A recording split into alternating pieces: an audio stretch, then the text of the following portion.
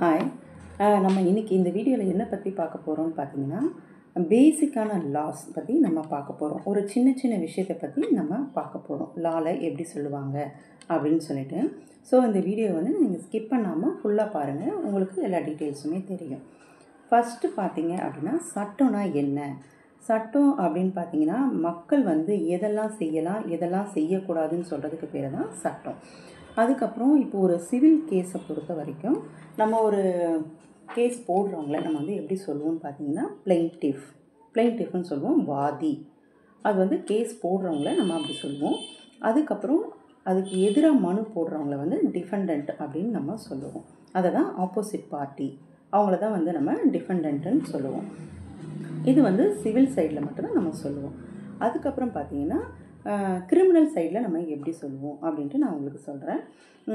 பெட்டிஷ்னர், மனுதாரர் அப்படின்னு சொல்லுவோம். கிரிமினல் சைடில் வந்து நம்ம கேஸ் போடுறவங்கள பெட்டிஷ்னர் அப்படின்னு சொல்லுவோம். அதுக்கப்புறம் நம்மளுடைய கான்ஸ்டியூஷனல் லாலையும் பார்த்தீங்க அப்படின்னா, நம்மளுடைய ஃபண்டமெண்டல் ரைட்ஸ் வயலேட் ஆகும்போது நம்ம கேஸ் போடுறவங்களையும் நம்ம பெட்டிஷ்னர் அப்படின்னு தான் சொல்லுவோம்.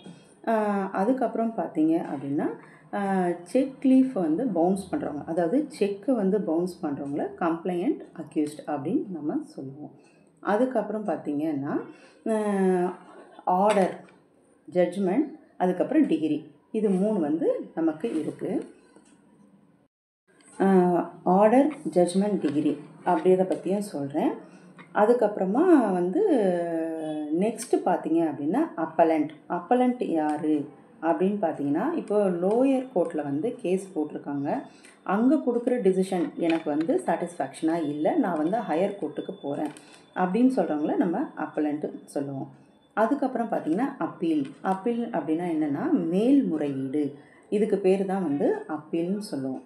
ஓகேங்களா? நான் ஃபஸ்ட்டே சொன்ன மாதிரி ஆர்டர்னா என்ன, ஜட்ஜ்மெண்ட்னா என்ன, டிகிரினா என்ன அப்படின்னு நான் சொல்ல போகிறேன்.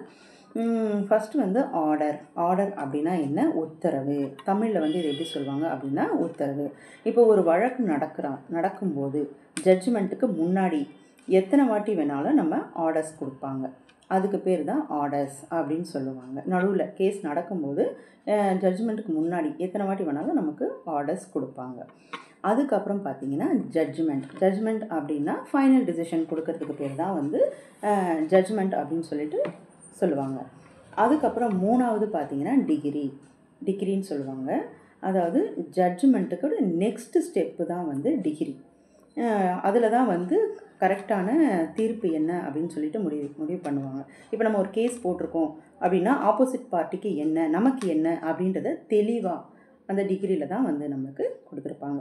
உங்களுக்கு லா சம்மந்தமாக அடுத்தடுத்து எதுனா சந்தேகங்கள் இருந்துச்சுன்னா என்னுடைய வீடியோஸை ஃபாலோ பண்ணிக்கோங்க. இதில் நிறைய டிப்ஸ் நான் உங்களுக்கு கொடுத்துருக்கேன். ஸோ லா சம்மந்தமாக நிறைய விஷயங்கள் நான் சொல்லியிருக்கேன். தேங்க்யூ.